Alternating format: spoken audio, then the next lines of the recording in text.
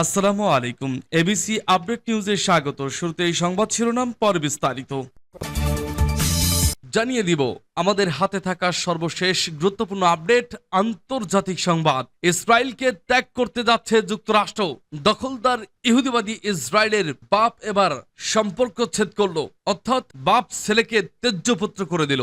এতে গোটা বিশ্ব এখন আনন্দে উল্লাসিত।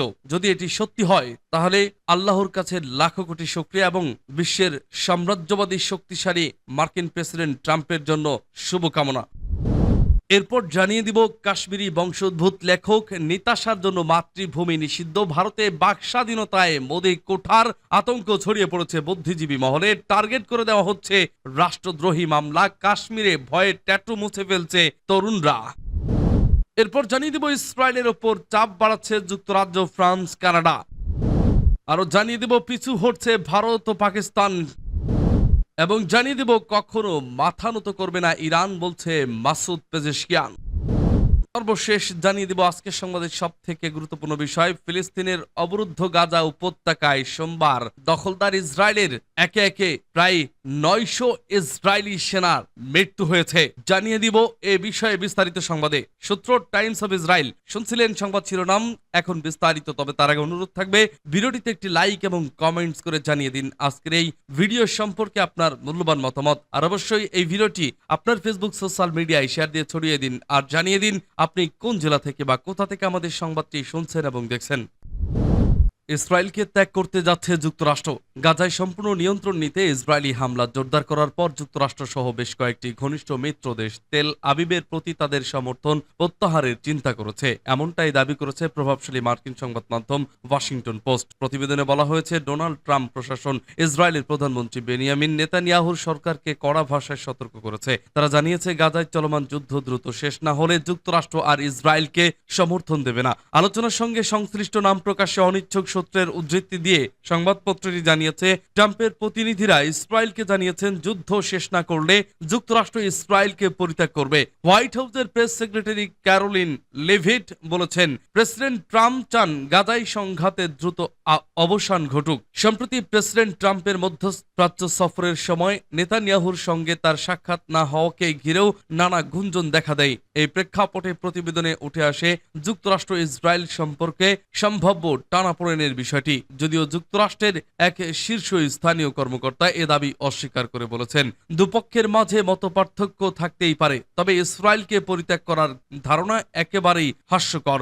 ইসরায়েলে নিযুক্ত মার্কিন রাষ্ট্রদূত মাইক হাক্কাবি ওয়াইনেট নিউজকে বলেন, ওয়াশিংটন পোস্টের এই প্রতিবেদন ভিত্তিহীন। প্রেসিডেন্ট যা বলছেন সেটাই সত্য, অজ্ঞাত উৎসের তথ্যে ভরসা করা ঠিক নয়। এদিকে সৌদি আরব, কাতার এবং সংযুক্ত আরব আমিরাত সফরের সময় ট্রাম্প বলেছেন, গাজায় বহু মানুষ অনাহারে রয়েছে। পাশাপাশি ব্রিটেন, ফ্রান্স, কানাডার নেতারা ইসরায়েলের নির্মম আচরণের নিন্দা জানিয়ে হুঁশিয়ারি দিয়ে বলেছেন, ফিলিস্তিনের সামরিক আগ্রাসন বন্ধ না হলে তারা যৌথভাবে ব্যবস্থা নেবে। অন্যদিকে ইসরায়েলি পক্ষ থেকে ওয়াশিংটন পোস্টের প্রতিবেদনের বিরুদ্ধে তীব্র প্রতিক্রিয়া জানানো হয়েছে। উল্লেখ্য, এর আগেই এক ভিডিও বার্তায় গাজার উপর পুরোপুরি নিয়ন্ত্রণ প্রতিষ্ঠার ঘোষণা দিয়েছিলেন প্রধানমন্ত্রী নেতানিয়াহু। কাশ্মীরি বংশোদ্ভূত লেখক নিতাশার জন্য মাতৃভূমি নিষিদ্ধ। ভারতে বাক স্বাধীনতায় মোদি কোঠার আতঙ্ক ছড়িয়ে পড়েছে বুদ্ধিজীবী মহলে। টার্গেট করে দেওয়া হচ্ছে রাষ্ট্রদ্রোহী মামলা। কাশ্মীরের ভয়ে ট্যাটু মুছে ফেলছে তরুণরা। কাশ্মীরি হামলায় সাময়িক যুদ্ধের পর ভারত পাকিস্তান উত্তেজনা কমলেও এখনো ঘটনার রেশ কাটেনি। কাশ্মীর ইস্যুতে যেই মুখ খুলছে তার কপালেই জুটছে দেশটির উগ্র হিন্দুত্ববাদী প্রধানমন্ত্রী নরেন্দ্র মোদী সরকারের কুঠারাঘাত। রোষানলে পড়ছে ক্ষমতাসীন বিজেপির কঠোর নেতাকর্মীদের। মত প্রকাশ করতে পারছেন না লেখক, বুদ্ধিজীবী, শিক্ষাবিদরা। বাদ পড়ছেন না সাংস্কৃতিক কর্মীরাও। 152, 196, 353 ধারায় দেওয়া হচ্ছে রাষ্ট্রদ্রোহী মামলা। সব মিলিয়ে ভারতের বাক স্বাধীনতার শেকড়ে রীতিমতো কোড়াল মারছে ক্ষমতাসীন মোদী সরকার। সূত্র আল জাজিরা ও এনডিটিভি। গত কয়েকদিনে দেশটিতে রাষ্ট্রবিরোধী কথা বলার অভিযোগে একাধিক শিক্ষাবিদ বা সাংস্কৃতিক কর্মীর বিরুদ্ধে শক্ত পদক্ষেপ নিয়েছে সরকার। আর এতেই আতঙ্ক ছড়িয়ে পড়েছে দেশটির বুদ্ধিজীবী মহলে। সামাজিক যোগাযোগ মাধ্যমে কিছু প্রশ্ন তোলায় গত রোববার আলী খান মাহমুদাবাদ নামের একজন শিক্ষাবিদকে গ্রেপ্তার করা হয়েছে। একই সঙ্গে মহারাষ্ট্রের নাগপুরে একদল সাংস্কৃতিক কর্মীর বিরুদ্ধে দেশদ্রোহ মামলা করা হয়েছে। তাদের অপরাধ, স্থানীয় এক অনুষ্ঠানে পাকিস্তানি জন্মগ্রহণকারী উপমহাদেশের বিশিষ্ট কবি ফয়েজ আহমেদ ফয়েজের একটি গান গেয়েছিলেন। যে গানটি তারা গেয়েছিলেন সেটি হলো হাম দেখেঙ্গা লাজিম হ্যায় কি হাম ভি দেখেঙ্গে, অর্থাৎ আমরাও দেখব কাজটা সঠিক হচ্ছে কিনা। 1979 সালে বামপন্থী কবি ফয়েজের লেখা এই গান ভারত ও পাকিস্তানে বিভিন্ন শিল্পী এবং গণসংগঠন বারবার গেয়েছে স্বৈর শাসকদের বিরুদ্ধে প্রতিরোধ গড়ে তুলতে। এই ইস্যুতে আরও এক ভুক্তভোগী কাশ্মীরি বংশোদ্ভূত ব্রিটিশ অধ্যাপক ও লেখক নিতাশা কৌল, তার জন্য এখন রীতিমতো মাতৃভূমি নিষিদ্ধ। নিতাশার overseas citizenship of India OCI বাতিল করেছে ভারতীয় কর্তৃপক্ষ, অর্থাৎ এখন থেকে নিজের মাতৃভূমি তার জন্য নিষিদ্ধ। মন চাইলেও আর আসতে পারবেন না কখনো, লেখক নিতাশা অভিযোগ করে বলেছেন। ভারত বিরোধী কর্মকাণ্ড চালানোর অভিযোগে তার OCI বাতিল করা হয়েছে। মূলত স্বাধীনভাবে নিজের মতামত প্রকাশের জন্যই মোদী সরকার এমন পদক্ষেপ নিয়েছে বলেও মন্তব্য করেছেন তিনি। ইসরায়েলের উপর চাপ বাড়াচ্ছে যুক্তরাজ্য, ফ্রান্স, কানাডা। 2023 সালে 7 অক্টোবর হামাসের হামলার পর ইসরায়েল অস্ত্রশস্ত্রে সজ্জিত হয়ে যে যুদ্ধ শুরু করেছিল, সেই যুদ্ধের অর্থ অস্ত্র সরবরাহ পুনরায় সরবরাহ সবটাই করেছিল মার্কিন যুক্তরাষ্ট্র। অন্যান্য মিত্ররাও নিজেদের মতো করে কোনো না কোনোভাবে ইসরায়েলের পাশে দাঁড়িয়েছে। হামাসের হামলায় যে 1200 জনকে হত্যা করা হয়, যাদের বেশিরভাগই ইসরায়েলের বেসামরিক নাগরিক ছিলেন, এবং 251 জনকে গাজায় জিম্মি করার পর ইসরায়েলের তরফে নেওয়া পদক্ষেপের প্রতি সহানুভূতি ও একত্রতাও প্রকাশ করেছিল মিত্র দেশগুলো। কিন্তু এখন মনে হচ্ছে ইসরায়েল সেই সমর্থন হারিয়ে ফেলেছে।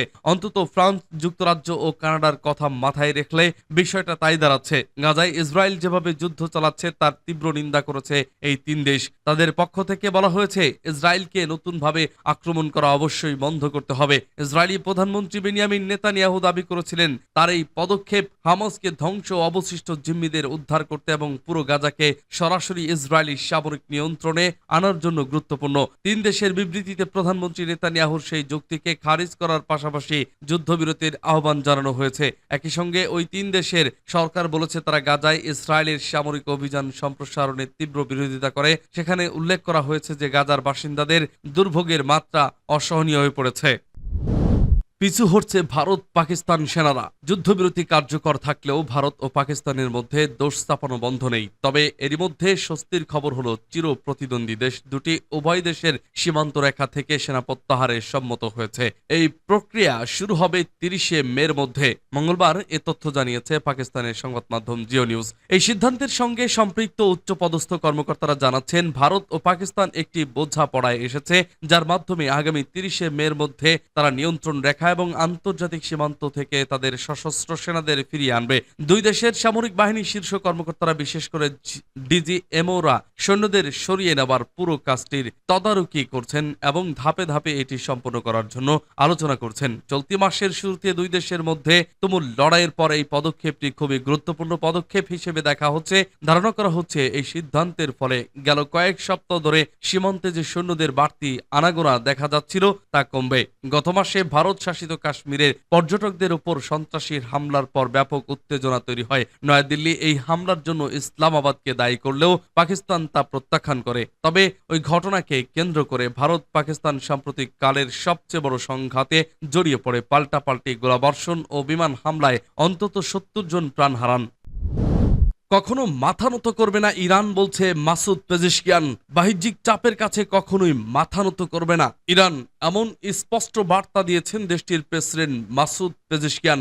একই সঙ্গে তিনি জানান ইরানি জনগণ পরমাণু শক্তির শান্তিপূর্ণ ব্যবহারের সুফল থেকে কোনোভাবেই বঞ্চিত হবে না। সোমবার ইরানের রাষ্ট্রীয় সংবাদ মাধ্যম এরিনা এক প্রতিবেদনে জানায় রাজধানী তেহরানে ইরাকের উপপ্রধানমন্ত্রী ও পররাষ্ট্রমন্ত্রী ফুয়াদ হোসেনের সঙ্গে এক দ্বিপাক্ষিক বৈঠকে এই মন্তব্য করেন প্রেসিডেন্ট পেজেশকিয়ান। বৈঠকে পেজেশকিয়ান বলেন ইরানের পরমাণু প্রযুক্তি সম্পূর্ণভাবে শান্তিপূর্ণ উদ্দেশ্যে ব্যবহার করা হবে, বিশেষ করে স্বাস্থ্যসেবা, কৃষি ও শিল্প খাতে। এ নিয়ে বাইরের কোনো শক্তির চাপ আমাদের অবস্থানকে বদলাতে পারবে না। মার্কিন সরকারের উদ্বেগের প্রসঙ্গ টেনে তিনি বলেন, ইরান যুক্তরাষ্ট্রের মধ্যকার পরোক্ষ আলোচনা ইঙ্গিত দেয় যে ওয়াশিংটন প্রকৃতপক্ষে তেহরানের পরমাণু কর্মসূচি নিয়ে উদ্বিগ্ন। সেই উদ্বেগ নিরসনে ইরান সব ধরনের সহযোগিতা করতে প্রস্তুত, তবে কোনো চাপের কাছে আত্মসমর্পণ করবে না। তিনি আরো বলেন, ইরান কারো নির্দেশ চলে না। উন্নয়ন ও অগ্রগতির প্রশ্নে আমরা কারো অনুমতির অপেক্ষায় থাকি না। আমরা আমাদের নিজস্ব স্বার্থ এবং জনগণের কল্যাণে সিদ্ধান্ত গ্রহণ করি। বৈঠকে ইরান ইরাক সহযোগিতা নিয়ে আলোচনা হয়। পেজেশকিয়ান জানান, দুই দেশ বাণিজ্য, শিল্প ও স্বাস্থ্যসেবা ও বৈজ্ঞানিক গবেষণায় অংশীদারিত্ব গড়ে তুলছে, যা উভয় দেশের জনগণের জন্যই উপকারী হবে। দুই দেশের সীমান্তবর্তী প্রদেশগুলোর গভর্নরদের মধ্যে সুসম্পর্ক এবং যৌথ সড়ক ও রেলপথ প্রকল্পের অগ্রগতিতেও সন্তোষ প্রকাশ করেন তিনি। এসব উদ্যোগকে ইরান ইরাক সম্পর্ক আরো গভীর করার একটি গুরুত্বপূর্ণ ধাপ হিসেবে উল্লেখ করেন প্রেসিডেন্ট। পরমাণু প্রযুক্তির ক্ষেত্রে ইরানের অগ্রগতি ইরাকের সঙ্গে ভাগ করে নেওয়ার আগ্রহের কথা জানান তিনি। বিশেষত ঔষধ উৎপাদন, কৃষি এবং শিল্প খাতে ইরানের অর্জনগুলো পারস্পরিকভাবে উপভোগ করার সুযোগ রয়েছে বলে তিনি মত দেন।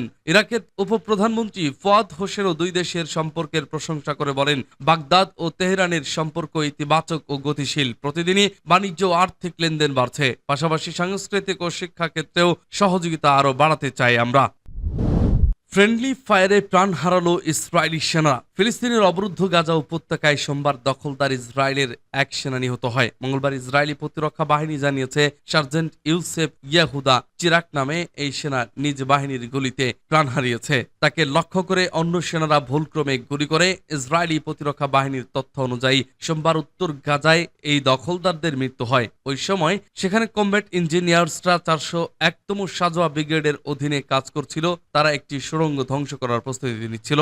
এর অংশ হিসেবে এটির নকশা অঙ্কন করা হচ্ছিল। তিনি এ দলের অংশ ছিলেন। ওই সময় সেখানে সেনাবাহিনীর অপর একটি কোম্পানি এলাকাটির নিরাপত্তা নিশ্চিতের কাজ করছিল। ওই সময় কোম্পানিটি সার্জেন্ট ইউসেফ ইয়াহুদা চিরাককে লক্ষ্য করে গুলি ছোড়ে। এ দখলদার সেনা সুড়ঙ্গটির পাশে ছিল। গুলিবিদ্ধ হয়ে পরবর্তীতে তার মৃত্যু হয়। মৃত্যুর প্রাথমিক কারণ উদ্ঘাটন করে এটি তার পরিবারকে জানানো হয়েছে বলে জানিয়েছে প্রতিরক্ষা বাহিনী। 2023 সালের 7 অক্টোবর থেকে গাজায় ব্যাপক হামলা শুরু করে দখলদার ইসরায়েল। তাদের এই হামলায় রিপোর্ট লেখা পর্যন্ত ওই উপত্যকায় 53,000-এরও বেশি ফিলিস্তিনি নিহত হয়েছে। অপরদিকে